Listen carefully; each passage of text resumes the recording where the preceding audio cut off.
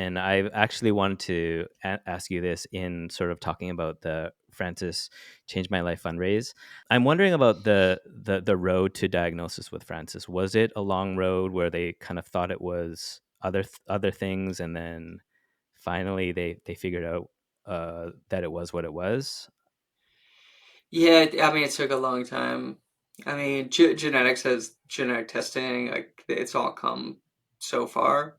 I mean, especially over the last like 5 years, 10 years.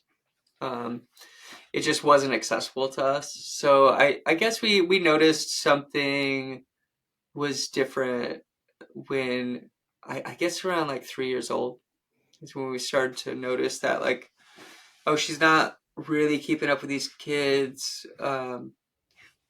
We started her in like speech programs. I mean, we always figured it was probably like autism spectrum stuff. So, which it is, but it's so many more things. There's a genetic component to it.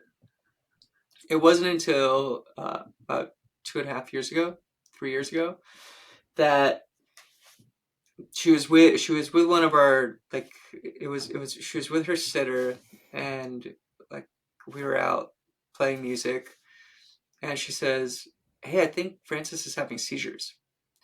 And she had like fallen down a couple times, and we had just never seen that. So we come back, and man, Zoe just like really, she just sat down just all day long with Francis and just kept her phone on recording, and just like a week of just all day long, and we started to catch these like her eyes are fluttering, she zones out, and it gradually got like to the point where I mean, she must have been having 100 a day seizures. And I will tell you how scary it is. I mean, like it's so scary. Like you go in, and even when we got the diagnosis, the thing that they said to us, man, like we take her and they go, oh, so like we should probably do genetic testing with epilepsy happening, just see if there's anything there. And they come back with DHDDS, and there are 6 kids in the world with this, 6 people in the world with this, and we don't really know anything about it. So come back in 5 years and tell us how she's doing, Oh man. and kind of like tell us what's happened. And just that feeling. I mean, I can hear it in times of fantasy because we wrote that like that. It was like within those like few days, like reading the diagnosis, and it was just so heavy. It was like it like just flipped our entire world, and we're like reading about this and not good. I mean, it's pretty scary. Like looking at all this stuff and saying, "Yeah, I am seeing Frances do a lot of these things." I see her dealing with this stuff. Like it moves kind of quick, but Zoe and I just kind of dug in on it and said, "You know what? We're not going to." Um, just sit back and wait and see what this thing does. Like we reached out to some really good friends, Andrew Luffman, Kim Luffman, helped us connect with some folks. Like we connected with some really great doctors at Columbia. Dr. Wendy Chung, who's one of the leading like researchers like on this stuff. Like she took Francis on and has since taken on another family as well with DHDDS. We actually ran into a family with 2 kids who have DHDDS. Wow. It's the same group, but it's just different variations of it, different mutations.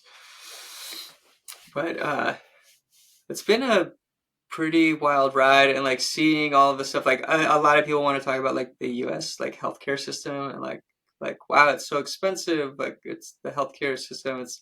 But no, it's like actually like researching and developing a drug for a really specific disease that could. I mean, the real potential in this is that we have a platform. Like we want to help Francis. We want to help these kids. There's crossover with like Alzheimer's and dementia and movement disorders. So, I mean, that's like our whole goal in life is like, how do we push this science forward, and how do we get it there? Because what you'll see, like if we can solve this, like they'll see like, oh, hey, there's crossover. This is what's happening a lot with like drug repurposing.